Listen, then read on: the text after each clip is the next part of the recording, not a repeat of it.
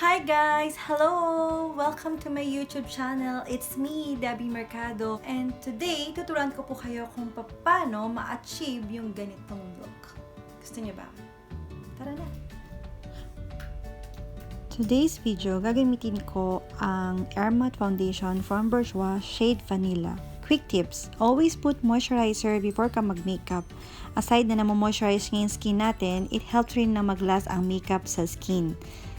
I always use beauty blender kasi para sa akin mas madali and mas smooth yung finishing niya.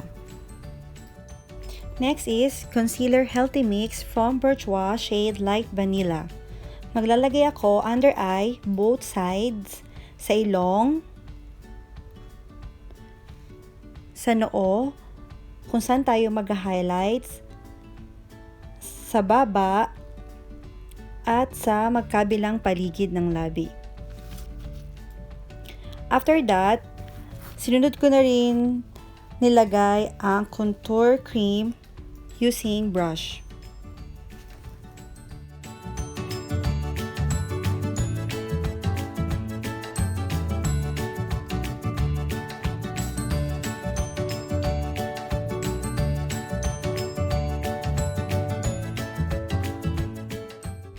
Okay, blend na tayo.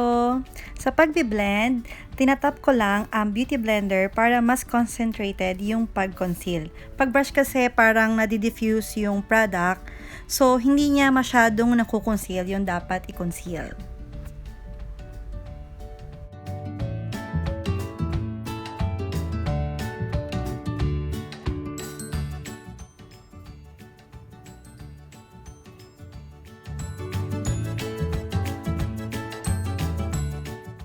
So next, sa pagkikilay, iba-brush muna natin siya.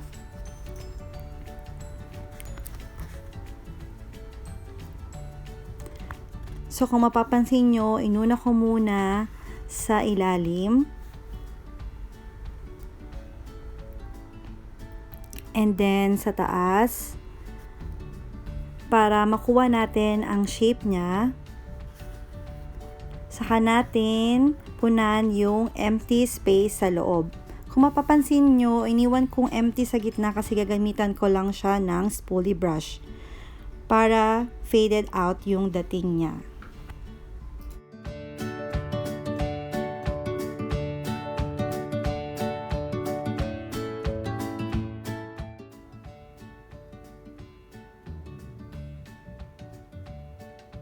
So, ayan na siya after 1 hour. Joke. Yun, inayos ko lang siya kasi pasaway na naman yung kilay natin ngayong araw na to. Kaya pagpasaway, kaya kailangan inaayos mabuti. Moving on sa eyes, para mas pak na pak si kilay, ginamitan ko siya ng concealer para malinis yung paligid nito. At the same time, ginagamit ko rin ang concealer as my base before ako mag-apply ng eyeshadow.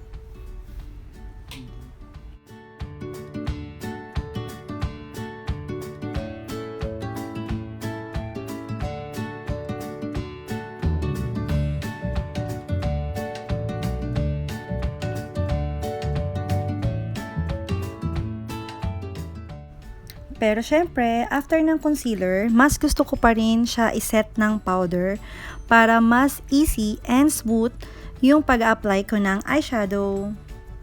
Concentrate the outer V, saka natin siya i-spread along the crease papasok. Actually, makakapa naman natin siya yung bilog ng mata natin. Yung malalim na part, ayan yung crease.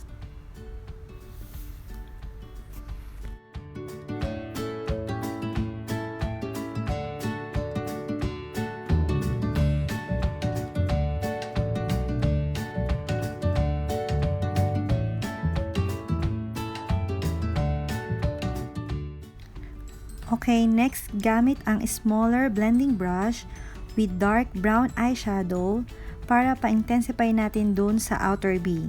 Nagdadagdag kasi siya ng depth sa mata.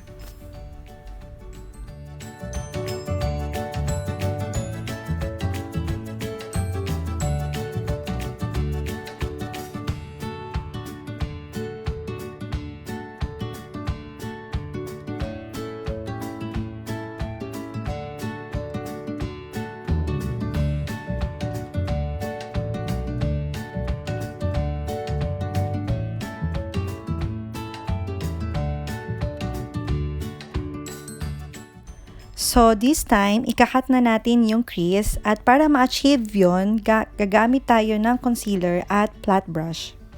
Sa paglalagay ng concealer, konting-konti lang sa lid and then idadrag na natin siya palabas.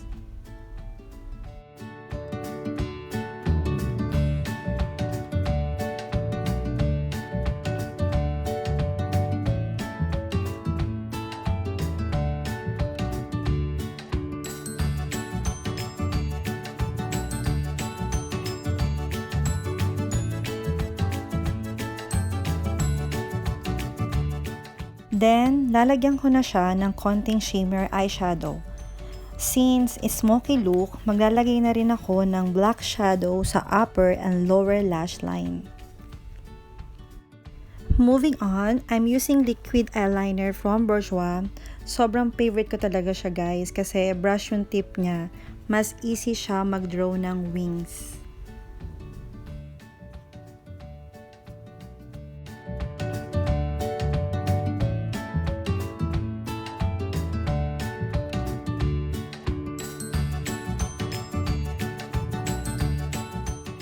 So guys, after ng kaguluhan natin sa mata, maglilinis na tayo gamit ang concealer.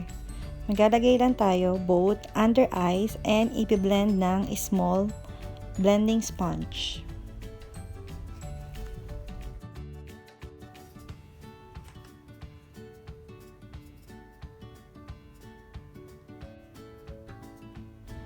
Inner corner highlighter.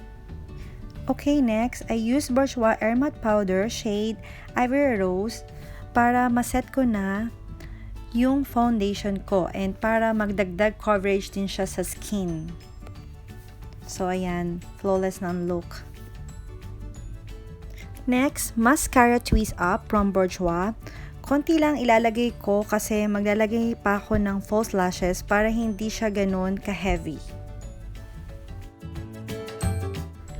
Sa paglalagay ng false lashes, mas prefer ko gamitin ang fingertip ko kasi mas madali ko siya naiaayos.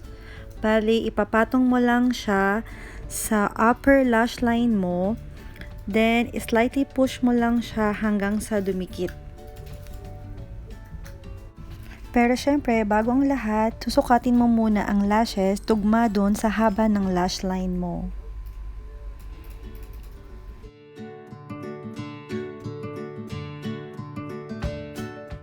Next, magkukontour na tayo. Tatanggalin na natin yung mga taba-taba natin dyan. Ganyan. Then, especially sa jawline. Pababa sa leeg. Para magmukhang slim yung look mo, yung aura mo.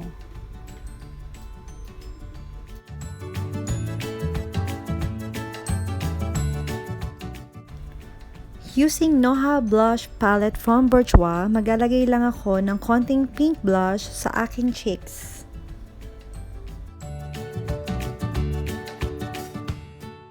Konting contour sa nose line para tumangos-tangos naman tayo pag natawa. Then, lalagyan na natin siya ng highlighter using setting brush sa cheekbones, sa cupid bow, and forehead. Moving on, bago ako mag-lipstick, naglalagay ako ng black shadow sa outer line ng lips ko using lip brush para maging pouty lips. For the lipstick, I'm using BOURJOIS Red Velvet Lipstick para intense yung pagka-red niya.